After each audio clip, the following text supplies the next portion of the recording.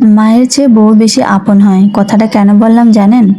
কারণ একটা নির্দিষ্ট সময়ের পর মা তোমার অন্যান্য ভাই বোনের পক্ষ নিয়ে তোমার বদনাম করবে। টাকা না পেলে খারাপ ছেলের পরিচিতি দিবে, ইনকাম না করলে খোঁটা দিবে, কিন্তু বউ কখনো তোমার বিরুদ্ধে কোনো কথা বলবে না।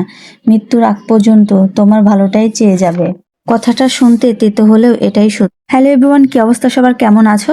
গল্প করতে করতে এদিকে কিন্তু আমার রান্নাটাও প্রায় রেডি করে ফেলছি। আর আজকে কিন্তু আমি বেগুন আর মিষ্টি কুমড়া দিয়ে ইলিশ মাছের পাতলা ঝোল রান্না করব। ইলিশ মাছ যে কোনোভাবে রান্না করলে আমার অনেক ভালো লাগে খেতে। আর এটা ছিল বিকালবেলা আমি ইজানের জন্য একটা পুডিং বানাবো। আর ইজান যেহেতু ঘুমাচ্ছিল সেই ফাঁকে পুডিংটা বসাচ্ছিলাম। আর আমি পুডিংটা বসাইতে বসাইতে আমার আব্বাজান উঠে পড়ে। পরে ঘুমের মধ্যে একটু পানি খেয়ে নিল। আর আমার আব্বাজান কিন্তু পানি খেতে অনেক বেশি পছন্দ করে।